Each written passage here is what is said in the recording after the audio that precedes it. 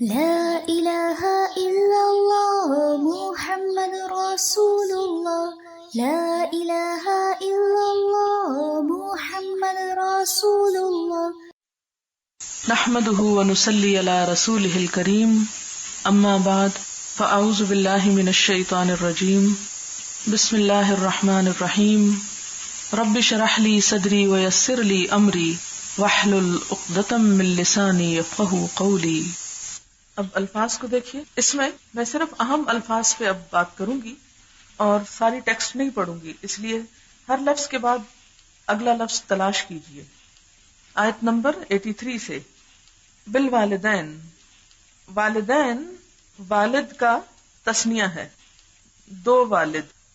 اب بات یہ ہے کہ ایک تو والد ہوتا ہے اور ایک والدہ ہوتی ہے، تو دونوں کو والدین کیوں کہا گیا یا والدتین کیوں نہیں کہا گیا؟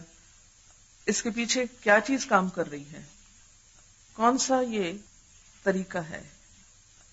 ایک قاعدہ میں نے آپ کو بتایا تھا عربی کا، جس کا نام بھی بولا تھا، پتہ نہیں آپ نے یاد رکھا ہے یا نہیں، تغلیب، تغلیب غالبانہ۔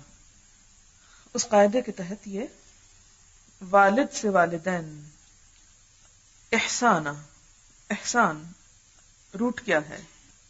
حسن۔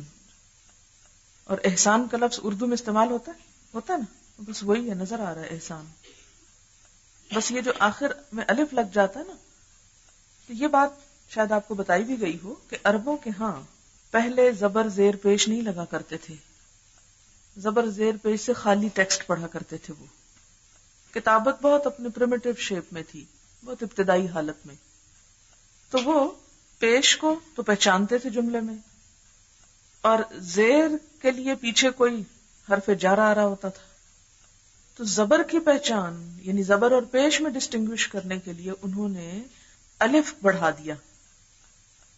تو یہ اصل میں احسانن اوریجنلی اس کے ساتھ الف نہیں ہے، یہ الف جو لگا ہوا ہے یہ کس کی پہچان کے طور پر ہے؟ دو زبر کی پہچان کے طور پر ہے، ٹھیک ہے؟ تو اس کی اصل شیپ اگر آپ اردو میں دیکھیں تو وہی احسان ہے جو آپ جتاتے رہتے ہیں۔ وذل قربا، ذل قربا عربی میں زا، زو، زی، اس کا کیا معنی ہوتا ہے؟ والا۔ قربا قرب سے ہے، رشتہ دار۔ یتامہ یتیم کی جمع ہے۔ یتم کہتے ہیں کٹ جانے کو، یہ تے میم، یتم اس کا روٹ ہے، کٹ جانا، کیونکہ وہ بیچارہ بھی اپنے اصل سے باپ سے کٹ جاتا ہے، باپ اس کا فوت ہو جاتا ہے۔ والمساکین مسکین کی جمع۔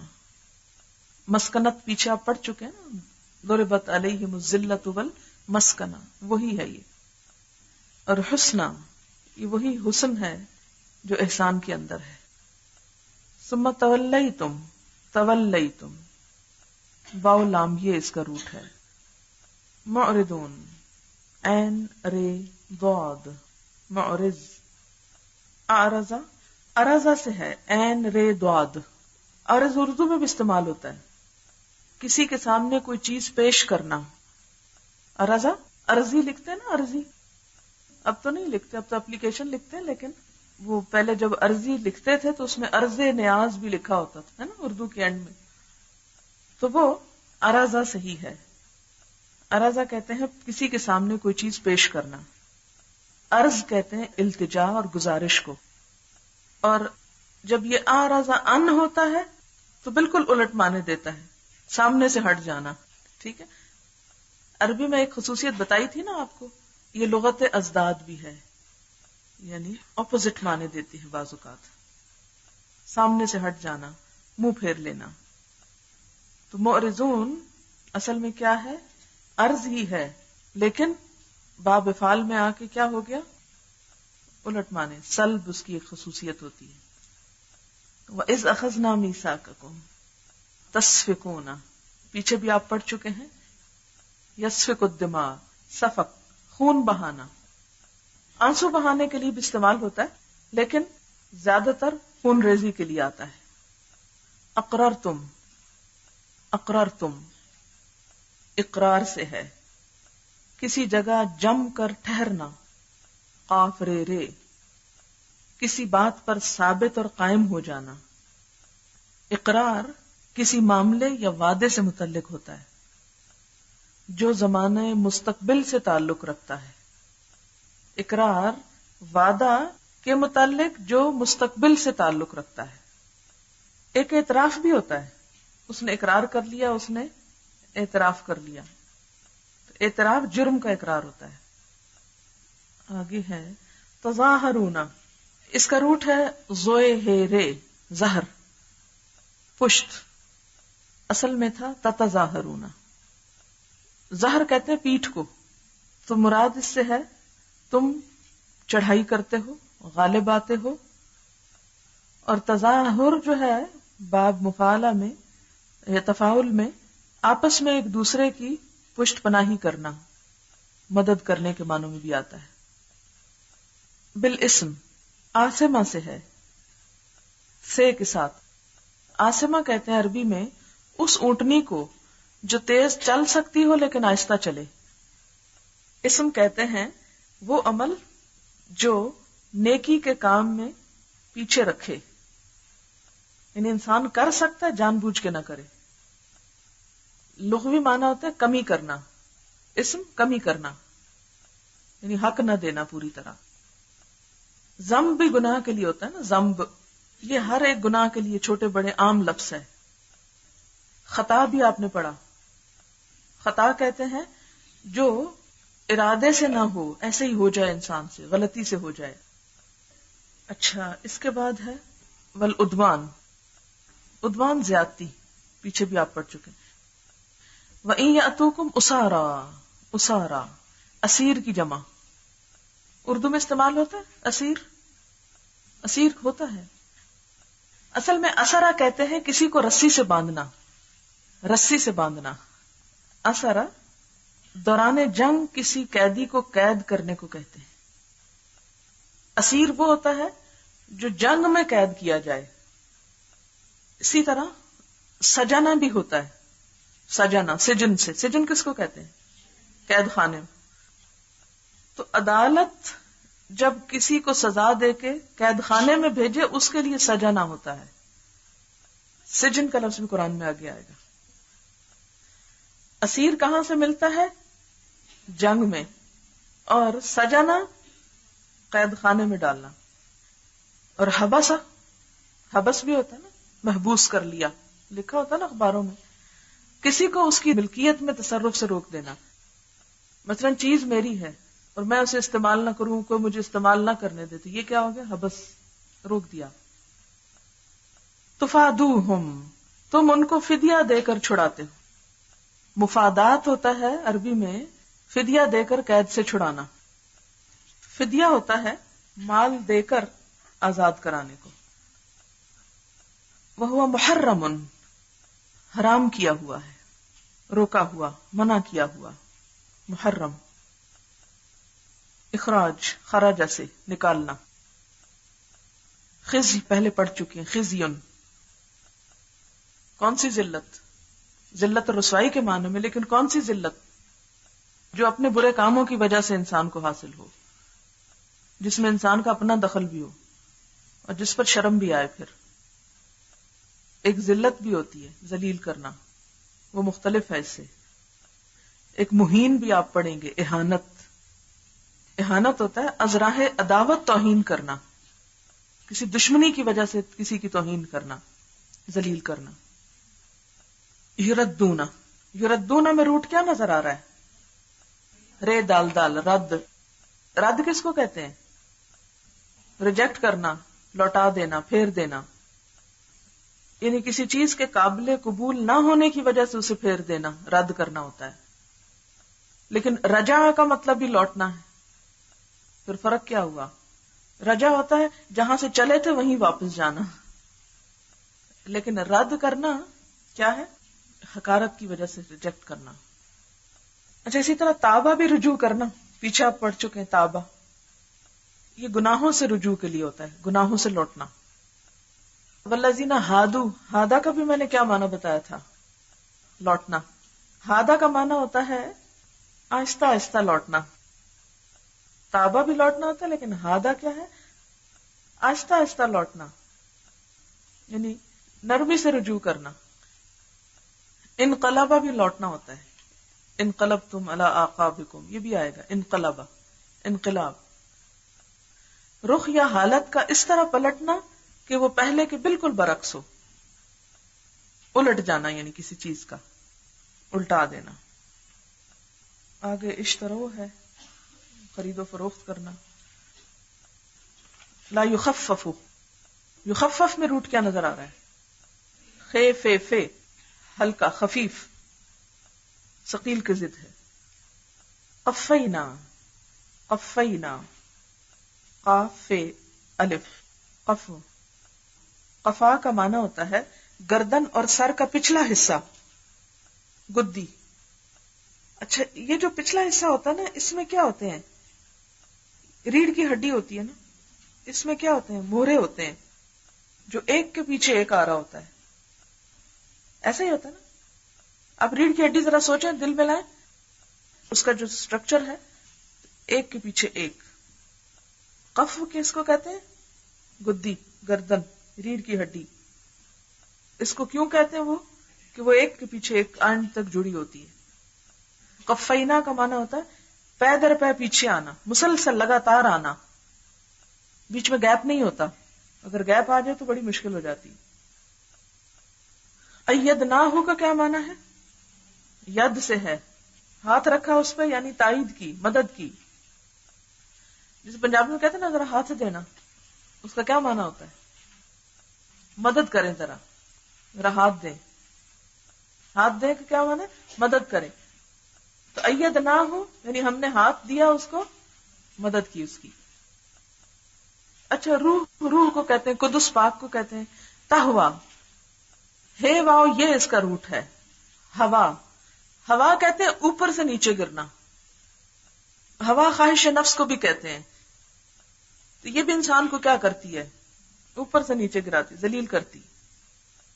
تہوا. استکبرتم، کیا روٹ ہے استکبرتم؟ تکبر سے. وقالو قلوبنا غلف، غلف، غلف کا کیا روٹ ہے؟ یہی روٹ ہے، غین لام فے. غلفہ کا معنی ہوتا ہے کسی چیز کو ہر طرف سے ڈھانک دینا تاکہ وہ چیز پوری طرح چھپ جائے. غلاف چڑھانا. کبھی رضائی پہ یا سرہانے پہ غلاف چڑھایا؟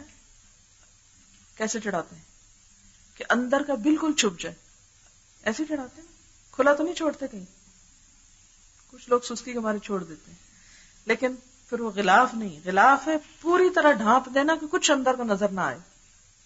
کہتے ہیں کہ میڈیکلی دل ہے بھی اس طرح کی، پوری طرح ڈھکا ہوا ہے. خیر، غلفہ کا معنی ہے پوری طرح ڈھانپ دینا. تو غلاف کہتے ہیں کس چیز کو جس سے ڈھانپا جاتا ہے. اسی طرح ڈھانپنے کے لیے غشاوہ کا لفظ بھی آیا تھا نا، پتلی چیز سے ڈھانپنا کہ وہ کچھ نظر بھی اندر سے آتی رہے. ستر بھی ہوتا ہے ڈھانپنا، جس کو آپ ستر کہتے ہیں نا. جزوی طور پر حائل ہونے والے پردے، اس کا تعلق کسی دوسری چیز سے ہونا ضروری نہیں. اور حجاب بھی ہوتا ہے ایسا پردہ جس سے ایک چیز کا دوسری کو دیکھنا یا اس تک پہنچنا ممنوع ہو. حجاب ایسا پردہ جس سے ایک چیز کا دوسری چیز کو دیکھنا یا اس تک پہنچنا ممنوع ہو. عورت جب حجاب پہنتی ہے تو اس کا معنی کیا ہے؟ کہ اس عورت تک پہنچنا ناممکن ہے.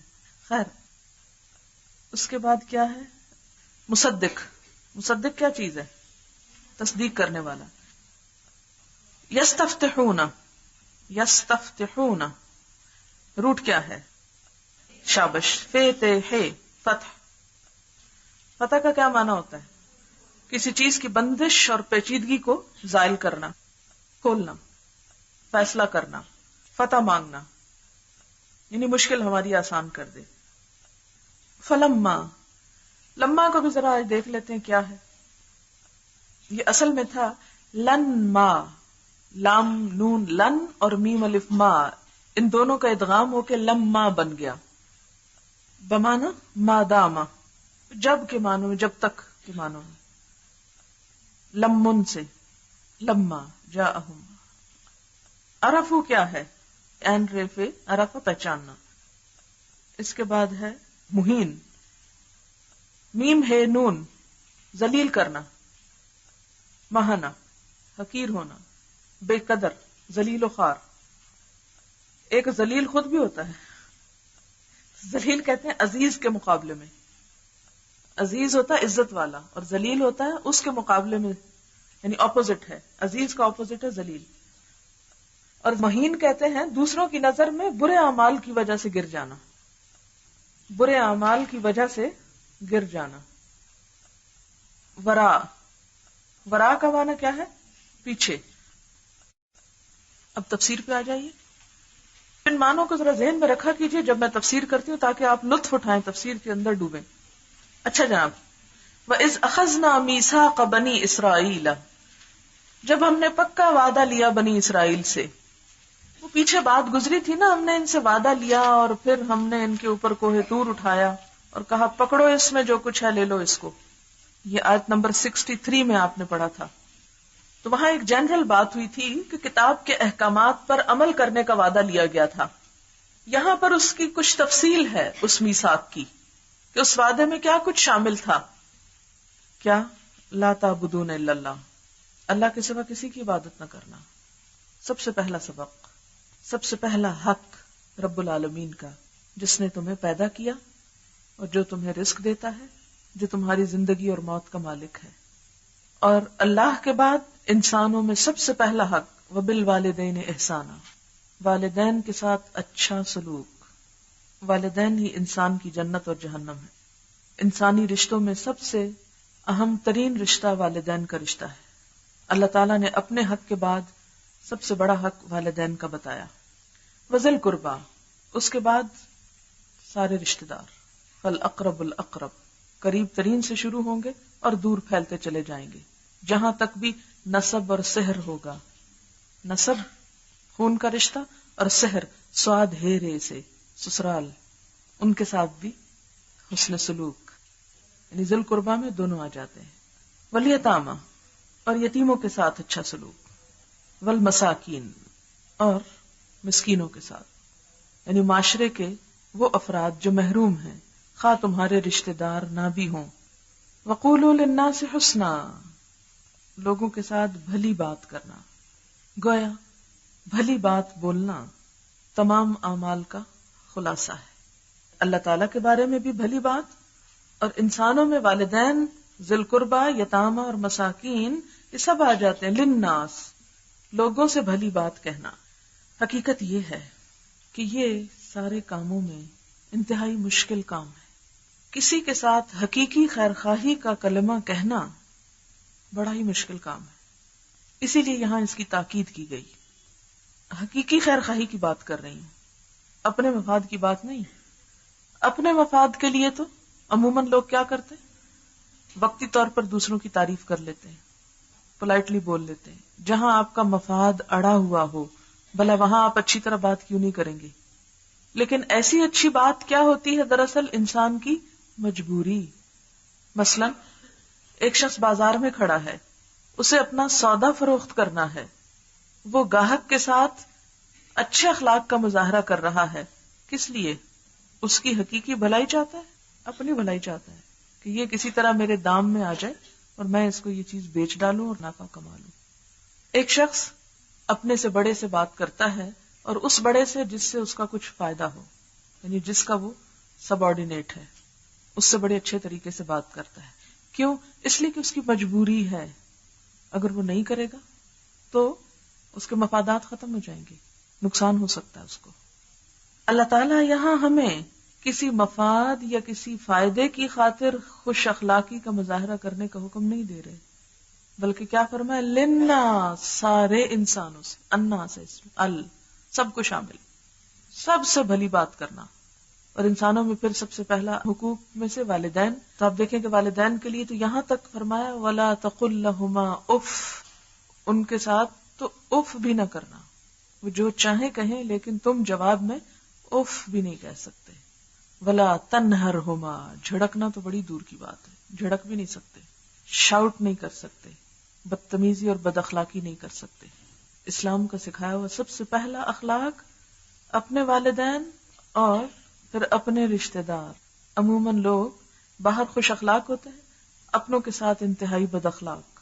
آپ صلی اللہ علیہ وسلم نے کیا فرمایا کہ تم میں سب سے زیادہ اچھے اخلاق والا وہ ہے جو اپنے گھر والوں کے ساتھ اچھا اخلاق رکھتا ہے. خیرکم خیرکم لأہلہ وانا خیرکم لأہلی. تم میں سب سے اچھا وہ جو اپنے گھر والوں کے ساتھ اچھا، اور میں اپنے گھر والوں کے ساتھ سب سے اچھا ہوں. اس لیے ذی القربیٰ اس میں آ جاتے ہیں. لیکن مشکل پیش اس وقت آتی ہے جہاں انسان اپنے سے نیچے والے سے بات کرے. یتاما اور مساکین، ان سے بھلا کیوں اچھی بات کرے؟ کوئی مجبوری ہے؟ اگر ہم ان سے اچھی بات کریں گے تو یہ ہمارے سر چڑھ جائیں گے، لہذا چھٹی. پھر تمام انسان اس میں آ جاتے ہیں. بالوالدین احسانا وذی القربیٰ والیتامی والمساکین وقولوا للناس حسنا. اور للناس کا دائرہ گھر سے شروع ہو کر ساری دنیا تک پھیلتا ہے، خواہ کوئی مسلمان ہو یا غیر مسلم، کوئی بھی. پھر اس میں آپ دیکھیں کہ بسا اوقات اگر اچھی بات کسی کے اعتراف میں ہو، کسی کے کام کے اعتراف میں، کسی کی خوبی کے اعتراف میں، انسان بڑا بخیل ہو جاتا ہے اس وقت.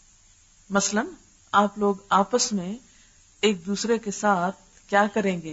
جب ایک بچی بہت اچھا جواب دیتی ہے اور میں کہوں شاباش، تو ذرا دل کو محسوس کیا کریں کیا سوچتے ہیں آپ، کیا دل کی حالت ہوتی ہے. اس کو شاباش مل گئی اور مجھے نہیں ملی. تو یہ جو اعتراف ہے کسی کی اچھائی کا، خوبی کا، بھلائی کا، یہ ایک مشکل کام ہوتا ہے. لیکن جو یہ کر جاتا ہے وہ حقیقی اخلاق کے مرتبے پہ فائز ہو جاتا ہے. اور سامنے کا آدمی اگر بے زور ہے، کمزور ہے، یتیم ہے، مسکین ہے، تو اس کے لیے شرافت کے الفاظ بولنا اور اچھے اخلاق کا مظاہرہ کرنا اور مشکل ہوتا ہے. ذرا کبھی غور کیا کریں آپ اپنے نوکروں سے کس ٹون میں بات کرتے ہیں، کس انداز سے بات کرتے ہیں. کوئی فقیر مسکین مانگنے آ جائے گاڑی کے پاس، کیسی زبان استعمال کرتے ہیں، کیا تبصرے ہوتے ہیں. ہم اس وقت خاموشی اختیار کر سکتے ہیں، کیا مجبوری ہے کہ ہم اس وقت زبان کھولیں؟ لیکن شیطان ہمیں چپ کیسے رہنے دے گا؟ وہ ضرور بلوائے گا کہ ہلاکت میں لے جانے کا آسان طریقہ. اور اگر کسی ایسے شخص سے جس سے ہمیں کچھ شکایت ہو یا برہمی ہو جائے یا اس سے کوئی غلطی ہو جائے، پھر اس وقت شرافت کا مظاہرہ کرنا، اس کا تو کوئی جواز ہی نہیں. کیوں مظاہرہ کیا جائے؟ یہاں تو ہمارا حق بنتا ہے کہ ہم اس کی خوب خبر لیں. کھلی چھٹی ہونی چاہیے ہم کو یہاں کہ ہم جیسے چاہیں نپٹیں، اس لیے کہ اس نے نہیں ہمارے ساتھ ایسا کیا. تو یہ قولوا للناس حسنا کے خلاف ہے، بڑا سخت امتحان ہے. قولوا للناس حسنا. پھر اس میں یہ باتیں بھی آ جاتی ہیں جیسے امر بالمعروف نہی عن المنکر، یہ بھی آتی ہے. پھر حق بات کرنا، حکمت کے ساتھ بات کرنا، اس لہجے اور انداز میں بات کرنا جس سے دوسرا بات سمجھ جائے. ہمارا طریقہ کیا ہوتا ہے کہ اپنی بڑائی بنانے کے لیے ایسے مشکل الفاظ استعمال کرتے کہ دوسرے کو پلے نہ پڑے کچھ، ورنہ ہمارا روب کیسے پڑے گا. پھر وہی برے سلوک کے جواب میں اچھا سلوک کرنا. پھر اس میں سٹائل کا حسن بھی شامل ہے، اچھے خوبصورت سٹائل میں بات کرنا تاکہ دوسرے کا دل خوش ہو، نہ کہ تیوری چڑھا کے، منہ بنا کے، منہ موڑ کے کہ ہمارا روب بیٹھے. عموماً جو انداز ہوگا وہ کیا ہے کہ آپ آرام سے بات کریں اور اعتدال سے کریں. پھر اسی طرح اعتراض کا انداز نہ ہو. بہت سے لوگوں کی عادت ہوتی ہے نہیں سے جملہ شروع کرتے ہیں. اگر آپ کو اختلاف بھی ہے تو خدا کے لیے نہیں کا لفظ کاٹ دیں، اختلاف خوب کریں، اپنے سٹائل پہ غور کریں، اور جب نہیں بولیں ذرا پکڑ لیں اپنے آپ کو، کیا ضرورت تھی یہاں نہیں بولنے کی. ہم سب یہ غلطی کرتے ہیں. لیکن اگر یہ لفظ نکل جائے نا نہیں، جملے کا آغاز نہیں سے مت کریں. جملہ آپ کا نیگیٹو ہو سکتا ہے لیکن نہیں سے آغاز نہیں کرنا. تو ہمیں تبلیغ میں بھی مثلاً آپ نے دیکھا کہ میں اکثر کوشش کرتی ہاں ہاں ہاں اچھا اچھا اچھا، آپ کوشش کرتی کہ نو نہ کہوں. کئی دفعہ نکل جاتا ہے، ابھی تک کنٹرول کرتی ہوں. اس سے کیا ہوتا ہے جب نہیں کہہ دیتے نا تو اگلا بیٹھ جاتا ہے، ختم. تو اگر جواب غلط بھی ہے تو آپ کا اچھا اچھا ہاں، اس سے آگے اور کوئی، تو اس میں یہ ہوتا ہے کہ دوسرا تھوڑا انکریج ہو جاتا ہے. اچھا ہوگا یہ کہ اگر اس نے غلط بتایا تو دوسرے کے صحیح بتانے سے کیا ہوگا، وہ اپنے آپ کو چیک کر لے گا تو مجھے کیا کہنا چاہیے تھا. تو قولوا للناس حسنا. پھر اس میں آپ دیکھیں کہ آواز کے اندر جو شرل ہوتی ہے نا، چیخنا چلانا، اس سے بھی ذرا کنٹرول کرنے کی کوشش کریں کہ دوسرے کی سماعت پہ ہتھوڑوں کی طرح بات لگتی ہے. انسان کہتا ہے کہ کاش اس انسان سے بھاگ جاؤں کہیں. یعنی کوئی آپ کے پاس بیٹھے تو اس کا دل خوش ہو جائے، نہ کہ وہ بیزار ہو کے اٹھے. عام روزمرہ گفتگو میں بھی آپ دیکھیں کہ بنی اسرائیل سے جو میثاق لیا گیا تھا پکا وعدہ لیا گیا تھا، اس میں یہ وعدہ لیا جا رہا ہے، تو کیا آپ لوگوں سے وعدہ نہ لے لیا جائے؟ اسی طرح یہ ہوتا ہے کہ ہر وقت انسان پولائٹ بھی نہیں ہو سکتا، اسے نو بھی کہنا پڑتا ہے بسا اوقات. تو ایسی صورت میں کیا ہونا چاہیے؟ Be assertive without being aggressive.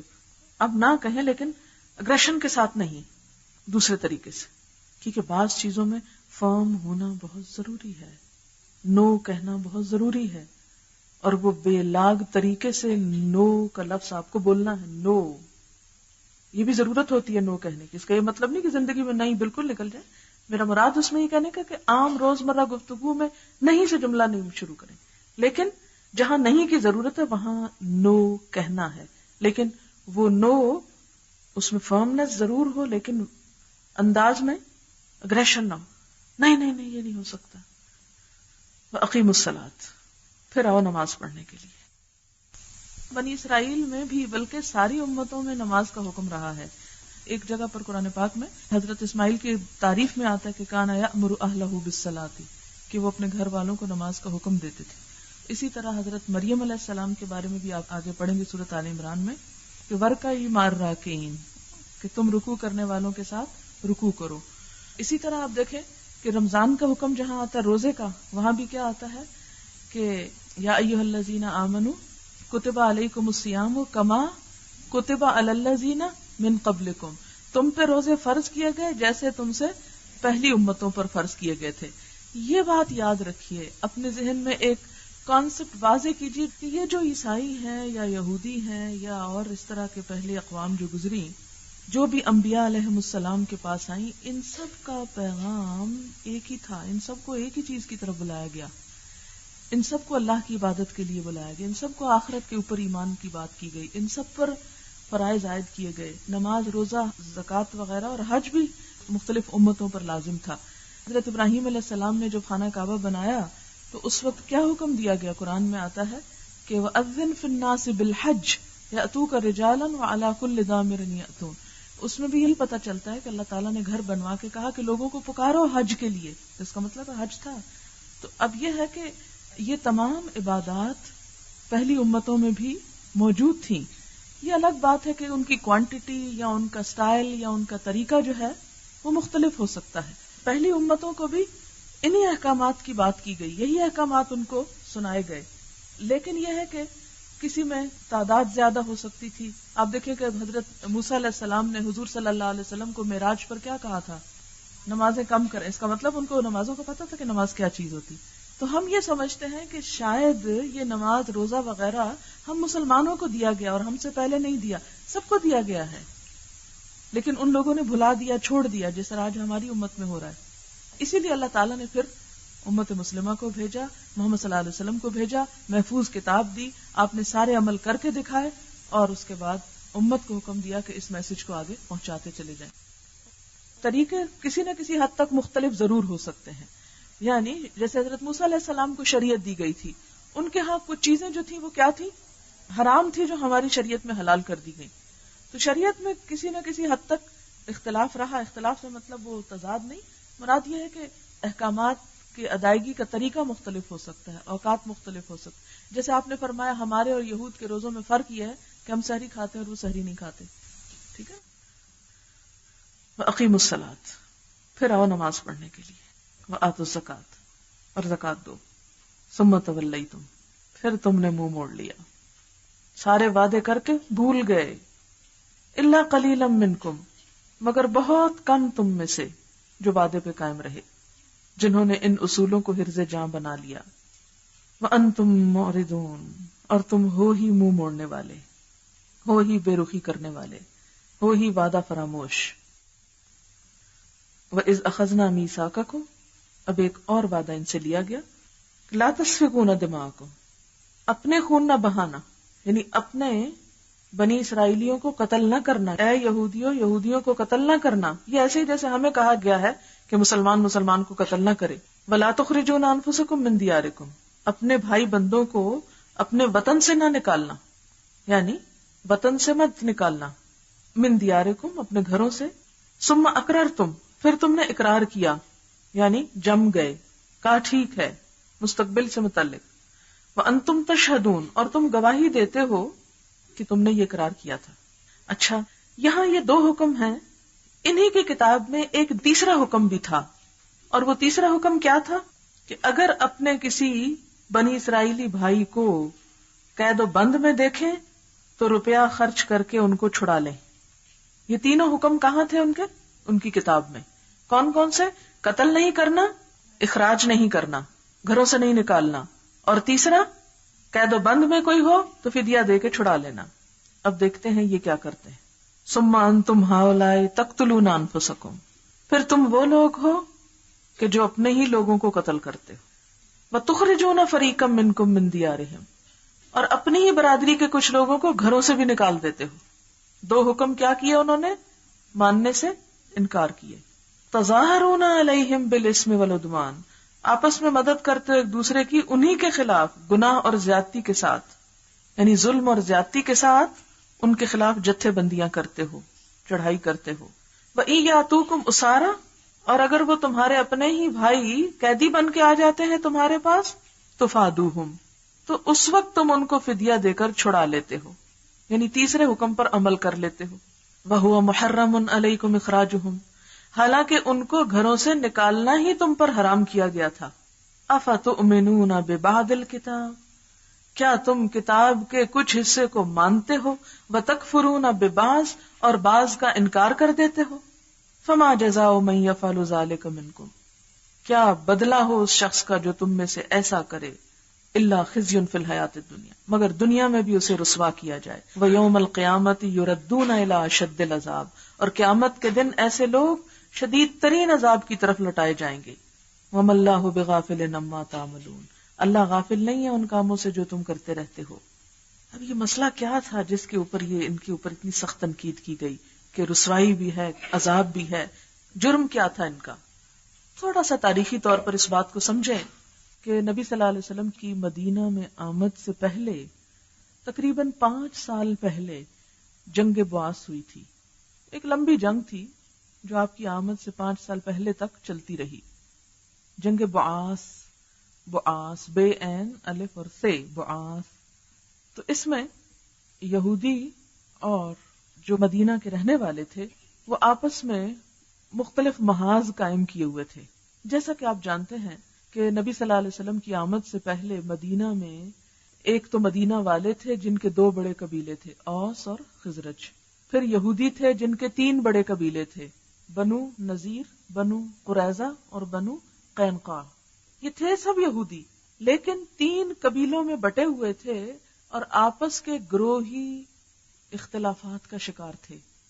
یعنی آپس میں جاہلی تعصب رکھتے تھے. جاہلی تعصب نے یہود کو کیا کر رکھا تھا؟ قبیلوں میں تقسیم کر رکھا. ہم یہ قبیلہ، تم وہ قبیلہ، جیسے ہم مسلمان کرتے ہیں. اب ہوا یہ کہ ادھر اوس اور خزرج آپس میں ایک دوسرے کے آمنے سامنے تھے، ادھر یہودی آپس میں بٹے ہوئے تھے. تو ہونا تو یہ چاہیے تھا کہ اوس اور خزرج آپس میں اتحاد کر لیتے ایک قوم ہونے کی وجہ سے، اور دوسری طرف یہودی آپس میں اتفاق کر کے رہتے. ایسا تو نہ کیا. اس کے برعکس کیا کیا کہ یہودیوں کے کچھ قبیلے اوس کے ساتھ مل گئے اور دوسرا خزرج کے ساتھ. کہا یہ جاتا ہے کہ اوس کے ساتھ بنو قریظہ مل گئے اور خزرج کے ساتھ بنو نذیر اور بنو قینقاع. ان کے ساتھ ان کے حلیف بن گئے، ان سے دوستی کر. حلیف ہوتا ہے قسم کھا کے کسی سے دوستی کر لینا، حلف اٹھا کے حلیف بن گئے. حلیف کا لفظ آپ اردو بہت پڑھیں گے تفسیر وغیرہ میں. حلیف اوس بنو قریظہ کے ساتھ اور خزرج بنو نذیر اور بنو قینقاع کے ساتھ. کس لیے؟ دنیاوی سیاست کے تحت اتحاد کر لیا انہوں نے. اب ہوا یہ کہ جب اوس اور خزرج کی باہم لڑائی ہوئی تو یہودی بھی اپنے حلیفوں کے ساتھ ایک دوسرے کے آمنے سامنے آ گئے. حالانکہ ان کو ان کی شریعت میں منع تھا کہ تم آپس میں جنگ نہیں کر سکتے، لیکن دنیاوی سیاست کی وجہ سے انہوں نے جو جتھے بندی کر رکھی تھی اس کی وجہ سے یہ ایک دوسرے کے آمنے سامنے آ کر لڑنے لگتے. اب ہوتا کیا؟ اوس اور خزرج لڑ رہے ہیں اور ان کے پیچھے بنو قریظہ اور دوسری طرف بنو نذیر آپس میں لڑ رہے ہیں. لڑائی ہو گئی نا، کیونکہ وہ بنو قریظہ جو ہے اوس کا ساتھ دے رہے ہیں، بنو نذیر اور بنو قینقاع کس کا ساتھ دے رہے ہیں؟ خزرج کا ساتھ دے رہے ہیں. جب اوس اور خزرج لڑے تو یہ بھی آٹومیٹیکلی لڑ پڑے آپس میں، حالانکہ ان کو کیا منع کیا گیا تھا؟ اخذنا میثاقکم لا تسفکون دماءکم، آپس میں نہ لڑنا، ولا تخرجون انفسکم من دیارکم، اور ایک دوسرے کو اس کے وطن سے بھی نہ نکالنا، گھروں سے بھی نہ نکالنا. لیکن جب جنگ ہوتی ہے تو پھر یہ تو نہیں دیکھا جاتا کہ کون گھر میں ہے یا کون نہیں، تو وہ ان کے ساتھ مل کر اپنے ہی یہودیوں کو اپنے گھروں سے نکالتے تھے. لیکن لڑائی کے بعد جب ایک یہودی قبیلے کے قیدی دوسرے یہودی قبیلے کے ہاتھ آتے تو غالب قبیلہ فدیہ لے کر انہیں چھوڑتا اور مغلوب قبیلہ فدیہ دے کر انہیں چھڑاتا، اور اس فدیے کے لین دین کو جائز قرار دیتے، کہتے کہ اللہ کی کتاب میں لکھا ہوا ہے کہ قیدیوں کو فدیہ دے کر چھڑا لو. اس پر اللہ تعالیٰ نے فرمایا کہ اس نے تو تمہیں حکم دیا تھا کہ تم قتل ہی نہ کرو، لڑائی ہی نہ کرو، جنگ ہی نہ کرو، گھروں سے ہی نہ نکالو، تاکہ قیدی بننے کی نوبت ہی نہ آئے، اور تم نے کیا کیا؟ وہ 2 حکم تو نہ مانے، تیسرے کو مان لیا. اچھا، اب آپ دیکھیں کہ اس طرز عمل سے انہوں نے شریعت کو موم کی ناک بنا رکھا تھا. یہ محاورہ ہے نا، موم کی ناک. موم کی ناک کو کیا کرتے ہیں؟ جدھر چاہے موڑ لیں. بعض چیزوں پر ایمان لاتے اور بعض کو چھوڑ دیتے، کسی حکم پر عمل کرتے اور کسی وقت کسی حکم کو ترک کر دیتے. قتل منع تھا، بے محابہ قتل کیا. اخراج منع تھا، اس پر باز نہ آئے. فدیہ دینے کا حکم تھا، اس کو مان لیا. اب ایسا کیوں کرتے تھے؟ پھر سوال یہ پیدا ہوتا ہے، ایسا کیوں کرتے تھے؟ یہ اس لیے کرتے تھے، نمبر 1 کہ جو احکامات دنیاوی مفاد کے تحت آتے ہو ان کو مان لیا جائے، اور جہاں دنیاوی مفاد پہ زد پڑتی ہو اس کو چھوڑ دیا جائے. ایک طرف دین کی کچھ باتوں کو اس لیے چھوڑ دیا جائے کہ وہ جاہلی طور طریقوں کے خلاف پڑتی ہیں، اور دوسری طرف ظاہری نام و نمود اور رسم و رواج کو اختیار کر لیا جائے جس سے یہ پتہ رہے کہ یہ مسلمان ہیں، اچھے لوگ ہیں. حقیقت یہ ہے کہ دین کے اصل احکامات انسان سے جاہلی زندگی کو چھوڑنے کا تقاضا کرتے ہیں. دین کی روح کیا ہے؟ کہ جاہلیت سے باہر آ جاؤ. اب اس جاہلیت سے باہر آنے میں بعض اوقات انسان کی خواہشات نفس کو نقصان ہوتا ہے. دین کے بعض احکامات انسان کی خواہشات نفس سے ٹکراتے ہیں، انسان کے بعض کاموں سے انسان کو روکتے ہیں. اس لیے انسان ان احکامات کو نظر انداز کرنا چاہتا ہے، لیکن دوسری طرف مسلمان بھی رہنا چاہتا ہے. اس لیے نمائشی کام اور ظاہری کام جو دین کے آسانی سے ہو جانے والے ہیں ان کو کرتا ہے، تاکہ اس طرح اس کی ایک دیندار ہونے کی حیثیت سے بھی دھوم مچی رہے. تو یہ دین کا ایک خود ساختہ ایڈیشن ہے. اس طریقے سے اللہ تعالیٰ کا غضب بھڑکتا ہے. کس طریقے سے؟ افتؤمنون ببعض الکتاب، اسی کتاب کے بعض حصوں کو ماننا، وتکفرون ببعض، اور بعض حصوں کا انکار.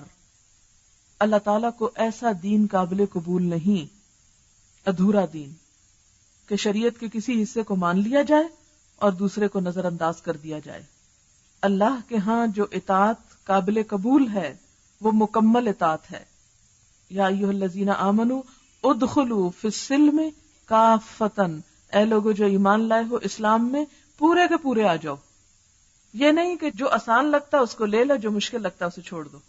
جہاں خوب دھوم مچنی ہو، تالیاں پٹنی ہو، وہاں تو تم کر لو، اور حقیقت میں جو اللہ کی خوشی کے کام ہیں اور اپنے نفس کی قربانی کے، ان کو تم چھوڑ دو. اسی لیے کہا گیا نا، فَوَيْلٌ لِّلْمُصَلِّينَ الَّذِينَ هُمْ عَنْ صَلَاتِهِمْ سَاهُونَ الَّذِينَ هُمْ يُرَاءُونَ وَيَمْنَعُونَ الْمَاعُونَ.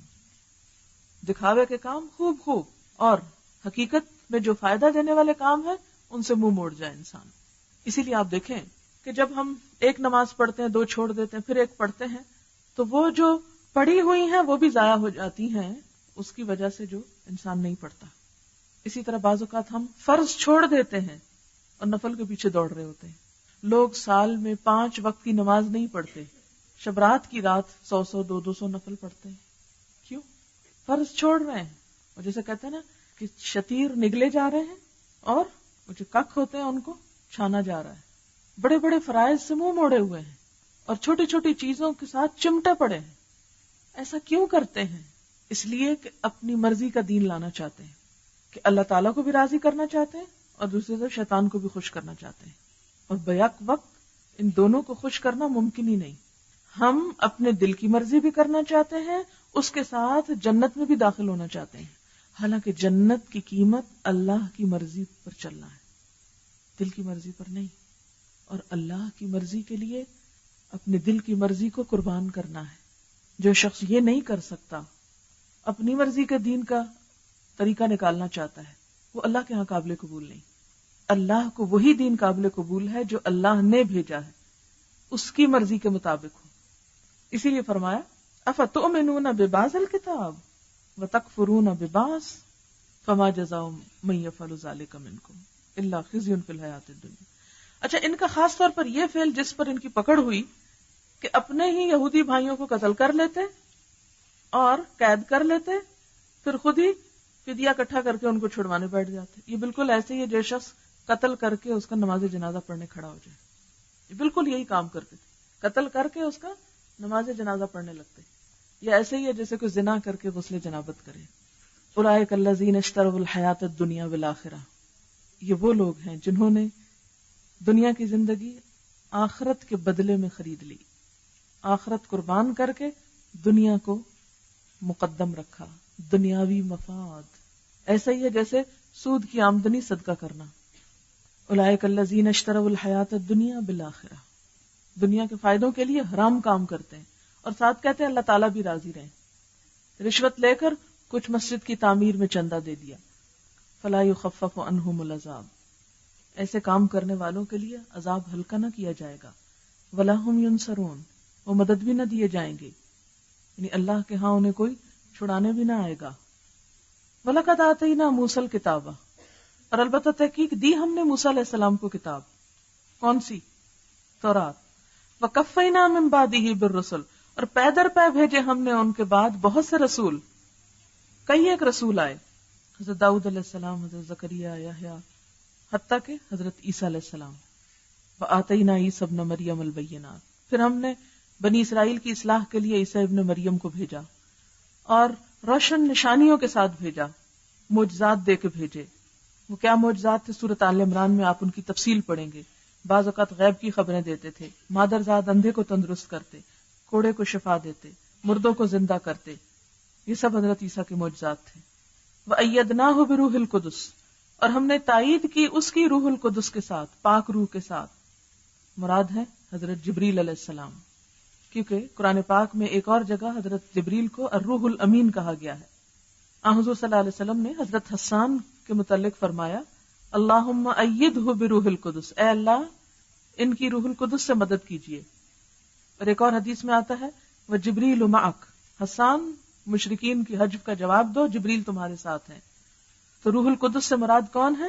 جبریل علیہ السلام. حضرت حسان بھی شعر کہتے ہیں وجبریل رسول اللہ فینا وروح القدس لیس لہ کفاء. کیا تائید کی تھی حضرت جبرائیل علیہ السلام کے ساتھ حضرت عیسیٰ کی؟ نمبر 1، ولادت کے وقت شیطان کے مس سے بچایا تھا. نمبر 2، انہی کے دم سے حمل عیسیٰ ہوا، وہ پھونک ماری تھی نا، ان کے ذریعے آسمان پر اٹھائے گئے جب انہوں نے سولی چڑھانا چاہا. پنگوڑے میں حضرت جبریل علیہ السلام کی مدد سے ہی بات کی تھی. افکلما جاءکم رسول بما لا تہوی انفسکم، جب کبھی کوئی رسول آیا جس کی باتوں کو تم نے پسند نہ کیا، استکبرتم، تو تم نے ہر رسول کے ساتھ کیا کیا؟ تکبر. تکبر کی تعریف ہی یہ ہے حق قبول نہ کرنا، لوگوں کو حقیر سمجھنا اور حق بات کو قبول نہ کرنا. ففریقا کذبتم، ایک گروہ کو تم نے جھٹلا دیا. کس کو؟ محمد صلی اللہ علیہ وسلم کو، عیسیٰ علیہ السلام کو. وفریقا تقتلون، اور ایک گروہ کو تم قتل کرتے رہے. کس کس کو؟ پیچھے پڑھا نا آپ نے، حضرت زکریا، یحییٰ اور دیگر انبیاء کو. حضور صلی اللہ علیہ وسلم کو بھی قتل کرنے کے ارادے کرتے رہے، کامیاب نہ ہو سکے. ہم نے موسیٰ علیہ السلام کو کتاب دی اور ان کے بعد پہ در پہ رسول بھیجے. آخرکار عیسیٰ ابن مریم کو روشن نشانیاں دے کر بھیجا اور روح پاک سے اس کی مدد کی. پھر تمہارا یہ کیا طریقہ ہے کہ جب بھی کوئی رسول تمہاری خواہشات نفس کے خلاف کوئی چیز لے کر تمہارے پاس آیا تو تم نے اس کے مقابلے میں سرکشی کی، کسی کو جھٹلایا، کسی کو قتل کر ڈالا. یہ بنی اسرائیل کا طرز عمل تھا انبیاء کے ساتھ. اور کیا کہتے ہیں؟ وقالوا قلوبنا غلف، کہتے ہیں ہمارے دل غلاف میں ہیں. جیسے ایک اور جگہ آتا ہے نا وقالوا قلوبنا فی اکنۃ مما تدعونا الیہ، یعنی کسی اور کے عقائد کا، کسی اور کی نصیحت کا ہمیں کوئی اثر نہیں ہوتا، بالکل اندر بند ہے، ڈھکے ہوئے ہیں. قلوبنا غلف، غلف جو ہے نا غلاف کی جمع ہے، اور غلاف کہتے ہیں مخزن کو. مخزن یعنی ہم بہت کچھ جانتے ہیں، لہذا آپ کی بات کی ہمیں ضرورت نہیں، کہنا یہ چاہتے تھے. یعنی ہمیں کسی چیز کی ضرورت نہیں، آپ کی نصیحت چاہیے ہی نہیں. بل لعنہم اللہ بکفرہم، بلکہ لعنت کی ان پر اللہ نے ان کے کفر کی وجہ سے. فقلیلا ما یؤمنون، کتنا کم ہے جو وہ ایمان لاتے ہیں. کیا یہ فخر کی بات ہے یہ کہنا کہ قلوبنا غلف؟ لیکن اس پر بھی وہ فخر کرتے، فخریہ کہتے تھے. جو اپنے انبیاء کے ساتھ یہ کچھ کرتے رہے، ولما جاءہم کتاب من عند اللہ، تو نبی صلی اللہ علیہ وسلم کے ساتھ وہ لوگ کیا کریں گے؟ اپنے نبیوں کو قتل کیا، تو محمد صلی اللہ علیہ وسلم کے ساتھ بھی ان کا معاملہ کچھ اچھا نہ تھا. لہذا فرمایا کہ جب ان کے پاس کتاب آ گئی، اور وہ کتاب کیا ہے؟ مصدق لما معہم، ان کی کتاب کی تصدیق کرتی ہے. یعنی قرآن پاک کیا کرتا ہے؟ ان کی کتاب کی تصدیق کرتا ہے. وَكَانُوا مِن قَبْلُ يَسْتَفْتِحُونَ عَلَى الَّذِينَ كَفَرُوا، اور وہ اس نبی کے آنے سے پہلے، اس کتاب کے آنے سے پہلے کفار کے مقابلے میں فتح کی دعائیں کرتے تھے. کہا یہ جاتا ہے کہ آپ صلی اللہ علیہ وسلم کی آمد سے پہلے جب کفار اور مشرکین سے یہود جنگ کرتے اور فتح کے امکانات معدوم ہو جاتے، تو تورات کھول کر اس مقام پر جہاں پر آپ کی صفات کا ذکر ہوتا، ہاتھ رکھ کر یہ دعا پڑھتے تھے کہ یا اللہ آخری نبی جلد مبعوث کر، تاکہ ہم اس کے ساتھ مل کر کافروں کو شکست دے سکیں. فرمایا فلما جاءہم، جب وہ نبی آ گیا، ما عرفوا، جس کو انہوں نے پہچان لیا کہ یہ وہی ہے جس کی ہم دعائیں مانگتے تھے، کفروا بہ، پھر ان کا انکار کر دیا. کس کا؟ نبی صلی اللہ علیہ وسلم کا. فلعنت اللہ علی الکافرین، تو لعنت ہے اللہ کی کافروں پر. نفس کی 7 صفات ایسی ہیں جو حق کو قبول کرنے میں مانے ہیں. نمبر 1 عجب. عجب عجب جیسے لکھتے ہیں اسی طرح عجب. عجب یعنی ایک طرح سے خود پسندی کا شکار ہونا. نمبر 2 تکبر. تکبر. نمبر 3 غضب، غصہ. کسی پر غصہ ہو تو چاہے وہ کتنی سچی بات کر رہا ہو اس کی بات سمجھ میں نہیں آتی. نمبر 4 ریا، دکھاوا. نمبر 5 حسد. نمبر 6 مال کی محبت. اور نمبر 7 مرتبے کی محبت، سٹیٹس انسان کے راستے میں حائل ہو جاتا ہے. یہود ان ساری بیماریوں کا شکار تھے. اپنے آپ کو بہت بڑا سمجھتے اور ساری زندگی دکھاوے پر مبنی، دکھاوے کے اعمال کرتے، نبی صلی اللہ علیہ وسلم سے حسد کرتے، مال کی محبت اور اپنے مرتبے اور گروہ یہود سے نسبت ہونے کو بڑی شے سمجھتے. اسی لیے اللہ تعالیٰ نے ان پہ کیا کیا؟ فلعنت اللہ علی الکافرین. بئس ما اشتروا بہ انفسہم، کتنی بری چیز ہے جس سے یہ اپنے آپ کی تسلی کرتے ہیں. کتنا برا ہے جس کے بدلے انہوں نے اپنے آپ کو بیچ ڈالا ہے. ان یکفروا بما انزل اللہ، کہ اللہ کی اتاری ہوئی چیز کا انکار کر رہے ہیں. بغین، ضد کی وجہ سے، حسد کی وجہ سے. حسد کیا تھا؟ ان ینزل اللہ من فضلہ علی من یشاء، کہ اللہ نے اپنے فضل سے اپنے جس بندے کو چاہا نواز دیا. یعنی حضور صلی اللہ علیہ وسلم کو رسالت کیوں ملی؟ یہ ضد اور تعصب تھا. فباؤوا بغضب علی غضب، تو غضب پر غضب کے ساتھ پلٹے، پے در پے غضب، بہت زیادہ غضب. وللکافرین عذاب مہین، اور کافروں کے لیے ایک ایسا عذاب ہے جو انہیں رسوا کر دے گا. وَإِذَا قِيلَ لَهُمْ آمِنُوا بِمَا أَنزَلَ اللَّهُ، جب ان سے کہا جاتا ہے ایمان لاؤ اس چیز پر جو اللہ نے اتاری ہے، یعنی قرآن پاک، قالوا کہتے ہیں نؤمن بما انزل علینا، ہم تو اس پر ایمان لائیں گے جو ہم پہ نازل کی گئی. شتر مرغ پالیسی. شتر مرغ جو ہے نا، مرغ بھی ہوتا ہے اور اونٹ جیسا بھی ہوتا ہے. جب اس پہ بوجھ لا دے تو کہتا ہے میں تو مرغ ہوں، جب کہتے ہیں اڑو تو کہتا ہے اونٹ ہوں. جب ان سے کہا جاتا ہے ایمان لاؤ تو کہتے نہیں ہم تو اپنی چیز پر ایمان لائیں گے. اور اپنی چیز کا حال کیا آگے بتایا جائے گا. وَيَكْفُرُونَ بِمَا وَرَاءَهُ، اور اپنی چیز کے علاوہ ہر چیز کا انکار کریں گے. وَهُوَ الْحَقُّ مُصَدِّقًا لِمَا مَعَهُمْ، حالانکہ وہ حق ہے، تصدیق کرنے والی ہے اس چیز کی جو ان کے پاس ہے، یعنی تورات وغیرہ کی. قُلْ فَلِمَ تَقْتُلُونَ أَنبِيَاءَ اللَّهِ، اگر اپنی چیز پر ایمان لاتے ہو تو اللہ کے نبیوں کو کیوں قتل کیا تھا؟ یعنی جب ان سے کہا جاتا ہے حضور صلی اللہ علیہ وسلم کی بات پہ ایمان لاؤ تو کیا کہتے ہیں؟ ہم تو اپنے نبی اور کتابوں کو مانتے ہیں. اور جب اپنے نبی اور کتابوں کو ماننے کا وقت تھا تو اس وقت انہوں نے کیا کیا؟ ان کو قتل کر ڈالا. قل فلم تقتلون انبیاء اللہ من قبل ان کنتم مومنین، اگر تم مومن ہو. اس لیے تمہارا یہ دعویٰ کہ تم تورات پر ایمان لاتے ہو وہ بھی درست نہیں. یہود کے قرآن پر ایمان نہ لانے کی ایک بہت بڑی وجہ یہ بھی تھی کہ وہ کہتے تھے کہ ہم حق پرست گروہ سے تعلق رکھتے ہیں، بنی اسرائیل سے ہیں ہم، جو اہل ایمان کی سب سے بڑی جماعت ہے. تو انہوں نے دراصل گروہ پرستی کو حق پرستی سمجھ رکھا تھا، اس لیے کہتے کہ جو ہمارے پاس ہے ہمارے لیے وہی کافی ہے. حالانکہ یہ ان کا بہت بڑا دھوکہ تھا. یہ ہے مختصر تفسیر.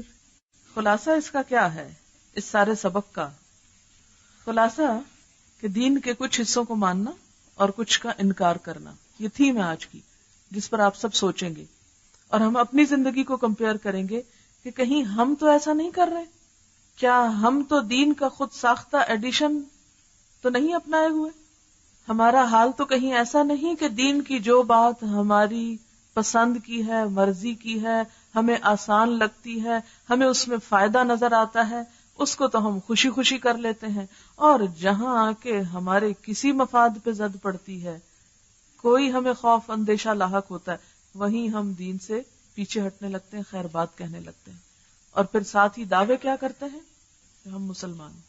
ہمارا دین صرف چند ظاہری اعمال کا مجموعہ ہو کر رہ گیا ہے، اور وہ بھی چند ظاہری اعمال مثلاً کیا ہے؟ نکاح اسلامی طریقے پر ہو، نام اسلامی رکھا جائے. اگر ذرا کسی کا نام ادھر ادھر ہونے لگے تو ہم کہتے نہیں یہ تو کرسچنز جیسا نام ہے. نام اسلامی، نکاح اسلامی، جنازہ اسلامی، اور طلاق اور ان چیزوں کے بارے میں نماز پڑھیں یا نہ پڑھیں، لیکن فقہی اختلافات بے شمار، سجدہ اوپر نہ ہو اور نیچے نہ ہو. جی مردوں کے لیے پسندیدہ بات 4 شادیاں. اسلام پڑھنے چلی، اسلام تو یہ کہتا ہے پھر کیا کرو گی. تو ہر ایک نے دین کے اندر سے وہ باتیں چن لی جو اس کو آسان لگی، جو پسند آ گئی، تاکہ اللہ تعالیٰ کو ظاہر کر سکے یا اللہ دیکھیں ہم کتنے دیندار ہیں. لیکن دوسری طرف جہاں دین کے لیے کوئی قربانی دینے کا وقت آیا تو وہاں بھول گئے کہ دین کیا کہتا ہے. اب ہم ذرا آیات کے ریفرنس میں دیکھتے ہیں. فباؤ بغضب علی غضب، وہ لوٹے غضب کے ساتھ اوپر غضب کے. اس سے کیا مراد ہے؟ اس سے مراد یہ کہ اللہ تعالیٰ کا بہت زیادہ غصہ ان پر ہوا. غضب پر غضب یعنی ان کے گناہوں پر گناہ کا نتیجہ اللہ کا غضب پر غضب ان کے لیے بھڑکا. یعنی جب جب انہوں نے اللہ تعالیٰ کی نافرمانی کی تو جواب میں ان پر اللہ تعالیٰ کی ناراضگی لوٹی.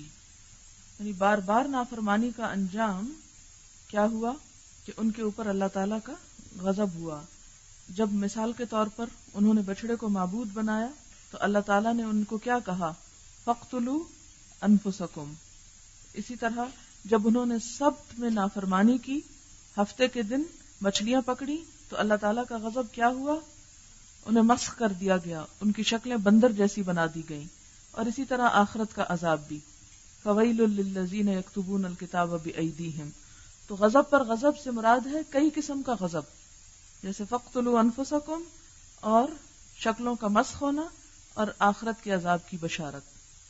سوال ہے بنی اسرائیل دنیاوی مفادات کے لیے اپنی مرضی کے حکم کو مانتے تھے، یعنی انہوں نے بنی اسرائیلیوں سے جنگ اور قید کا حکم نہ مانا مگر پھر فدیہ دے کر چھڑا لیا. تو یہ تیسرا حکم فدیہ دے کر چھڑانے میں ان کا کیا دنیاوی مفاد تھا؟ فدیہ دینے سے تو ان کو نقصان ہی ہوتا تھا، لینے والے بھی تو خود ہی تھے. چونکہ گروہ تھے نا، یعنی ایک طرف بنو قریظہ تھے اور دوسری طرف بنو نذیر اور بنو قینقاع. تو اب وہ کیا تھا کہ جب ایک گروہ کے پکڑے جاتے تو دوسرا گروہ پیسے دے کے چھڑاتا، تو وہ جاتا بھی کس کے پاس؟ معاوضہ خود یہودیوں کے پاس ہی جا رہا تھا یا یہودیوں کے حلیف کے پاس جاتا. حضور صلی اللہ علیہ وسلم کے آمد سے 5 سال پہلے جنگ بعث ہوئی تھی. جنگ بعث کس کے ساتھ تھی؟ کس کے درمیان تھی؟ اوس اور خزرج کے درمیان تھی. بیسیکلی آپ کو معلوم ہے اوس اور خزرج 2 بھائی تھے. 2 بھائیوں میں کسی بات پہ اختلاف ہوا اور جنگ چھڑ گئی، اور جو چھڑی سو چھڑی 120 سال تک چھڑی رہی.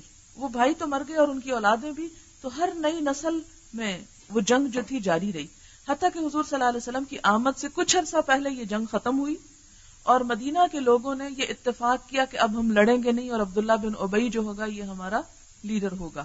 تو اتنے میں حضور صلی اللہ علیہ وسلم پہنچ گئے، اور پھر اسی لیے عبداللہ بن ابی جو تھا وہ حسد کا شکار ہو گیا۔